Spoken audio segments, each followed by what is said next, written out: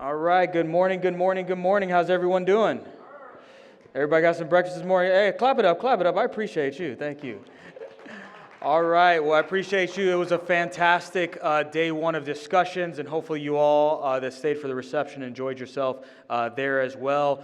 We got a packed lineup today for today's agenda. A lot of great speakers, a lot of senior leaders from across the hemisphere for security issues. A couple administrative notes. Again, we do have translation, interpretation services outside. So if you need a headset, there will be bilingual sessions. Please be sure to grab a headset, channel 1 for English, y canal 3 para español. And we will be having also translations online for those that are logged in online. Also, by popular request, we did open a networking room for folks. I know folks are looking for spaces to sit down and communicate, so it's going to be actually right next door. If you notice the room looks a little bit smaller, that's why. So there's some great tables there. We encourage you to, during breaks, get out there with new friends and colleagues and network accordingly. But without much further ado, I want to turn it over to kick off day 2 of the conference. My brother from another mother, the Vice Provost for National Security and Defense here at Florida International University and the Director of the Jack D. Gordon Institute for Public Policy, Dr. Brian Fonseca. Did he really say brother from another mother? I'll be honest, I thought it was going to be worse. He said, Brian, watch this. Watch how I introduce you. It's going to be really embarrassing. You're not going to want to ever come back to this conference. I said, okay, let's see. No, it's great to have Randy, and Randy's been doing an amazing job. So a round of applause for Randy and his emceeing ability. I think the thing he's most proud about is we've been on time for the most part. And so that's what he keeps, that's his point of pride. No, I'm only here really because I wanted the honor of introducing a good friend, someone I've had an opportunity to spend a long time working with over the years, an absolute treasure in the U.S. government, in the U.S. intelligence community. And so I'll briefly outline her background. Without saying too much, Anna's had an extensive career in the U.S. intelligence community. She started her career working for the Central Intelligence Agency. She came down here to Southcom to support the defense. You want me to keep going? No. I got pages, but I decided to make it shorter. She came down to Southcom and moved over to the Defense Intelligence Agency, where she's been a lead on analysis. She was pulled up to headquarters to serve as the Deputy Director of Analysis for the Defense Intelligence Agency, and has come back down to Southcom to serve as the Deputy Director of the Intelligence Directorate at U.S. Southern Command. So without further ado, Ms. Ana Cristina Gonzalez.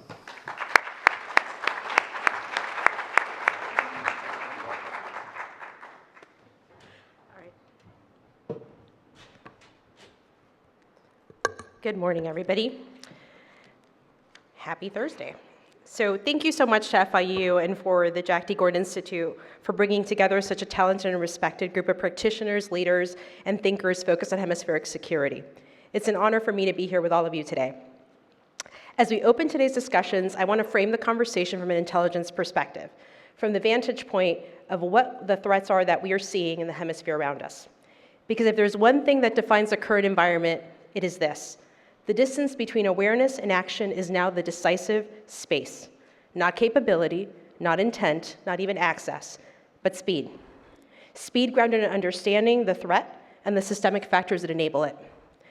Across the Western Hemisphere, we're contending with dynamic, adaptable threat actors that are fundamentally shaping the security landscape in ways that create insecurity for the region and for our homeland.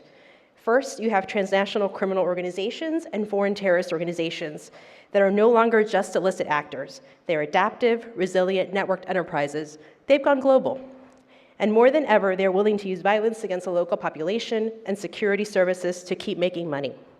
They move people, drugs, weapons, gold, timber, rare animals, counterfeit goods. You name it, they'll move it, and they're moving it across continents. They undermine the rule of law through corruption and graft. They exploit governance gaps and institutional seams. They continuously shift methods in response to pressure.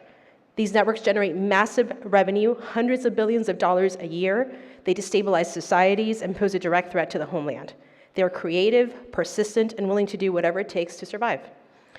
Secondly, we're looking at non-hemispheric competitors, which are increasingly present and increasingly strategic in how they operate in this theater. They focus on infrastructure investments, access to key terrain, and technology and data pathways. They are shaping the environment in ways that may not look like traditional conflict or traditional wartime activities, but they absolutely have long-term security implications for the hemisphere. And third, and this is the most important point for the audience, time is no longer on our side. From an intelligence standpoint, the pace of adaptation is accelerated. What used to take months now takes weeks. And what takes weeks, used to take weeks, now takes days. Routes shift, networks reconstitute, actors change tactics. And that means if our decision cycles are slower than their adaptation cycles, we are functionally behind, even if we understand the problem perfectly. Let me be clear. We are better than we have ever been at collecting information across domains, mapping networks and identifying vulnerabilities, detecting patterns and forecasting behavior. We can see more, we can know more, we can connect more. But there is a hard truth here. Intelligence does not create advantage on its own. Advantage comes when intelligence is shared rapidly, understood collectively, and acted on decisively. Intelligence integration across the US interagency and with our international partners enables targeting and disruption of networks in real time. Our partnerships with industry and academia add another dimension that is critical to keeping us at the cutting edge. This is not theoretical, this is what works, but there is still a gap, a translation gap, between what we know and what we do about it, between insight and coordinated action. And that gap is where adversaries operate most effectively. You're going to hear a lot about partnerships at this conference, and you should. They are our greatest strength. But from an intelligence perspective, the standard for partnerships has changed. It's no longer enough to have relationships, agreements, mechanisms for information sharing. What matters now is, do those partnerships produce action at the speed and scale required? Because the networks we're up against do not respect borders, do not wait for coordination, do not operate sequentially. So we must, as well, operate as integrated systems. So this is where I would want to challenge this group. We talk about coordination, we talk about collaboration, we talk about cooperation, and they're necessary, but they're not sufficient. The environment now demands integration of intelligence, operations, and decision-making, across nations, across agencies, across domains. Because without the integration, what we create, unintentionally, are seams. And seams are where networks survive. We do have models at work. We see it in intelligence fusion that enables maritime interdictions. We see it in shared targeting that allows partners to act closer to the source. We see it in combined efforts that disrupt entire segments of illicit networks. Those outcomes, labs that are destroyed, networks that are degraded, flows that are disrupted, bad actors that are arrested, are the result of integrated action, not isolated effort. And they demonstrate something really important. When we move together, we impose real costs. But those successes are not yet consistent. And the reason is not lack of will, it's friction. Friction in information sharing, friction in authorities, friction in past behaviors and approaches that no longer serve us well, and then decision timelines. Each of those slows us down at times. And again, the threat does not slow down to match us. But everyone in this room sits somewhere in that chain, either producing insight, shaping policy, enabling operations, and making decisions. And the question is not whether you're involved. The question is how much friction you remove from the process, and how much friction you avoid intentionally creating. For policymakers, how do we enable faster decisions across borders? For practitioners, how do we ensure intelligence is usable, not just available? For partners, how do we align priorities so actions are synchronized? And for the private sector and academia, how do we contribute to awareness, resilience, and innovation in ways that plug directly into operational needs? All of this aligns directly with where the National Defense Strategy and US Southcom are headed. A focus on defending the homeland forward, countering networked threats at scale, deny adversaries access and influence in the hemisphere, and doing so by, with, and through our partners. But that only works if those partnerships are operational, not just conceptual. If I leave you with one operational concept to carry into today's discussions, it's this. Speed is now a form of power. The ability to share faster, decide faster, act faster is what will separate effective partnerships from ineffective ones. Not because we lack capability, but because the timing determines whether capability matters. But acting without alacrity does not mean that we sacrifice understanding the problem. For our actions to have the desired effect, we need to look to degrade and defeat systems. This means we're thinking strategically each time we take an action, and each action is expressly aimed at affecting the threat actor where it matters, where it hurts them most. As you go through today's panels, whether the focus is illicit networks, non-hemispheric state actors, autocratic states in the region, governance challenges, emerging technologies that are disruptive, I would encourage you to listen for these three things. One, where are the seams? Where are the gaps between organizations, countries, or domains?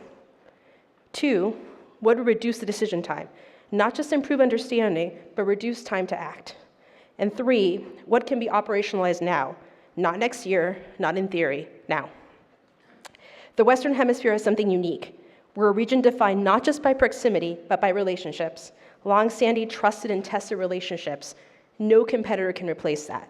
But to succeed against the threats that we share and that we're facing, our relationship needs to produce outcomes. And in this environment, outcomes are defined by speed, integration, and collective action.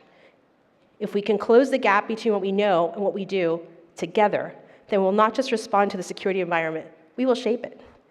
Thank you so much for your time today. Hope you have a wonderful day of discussions.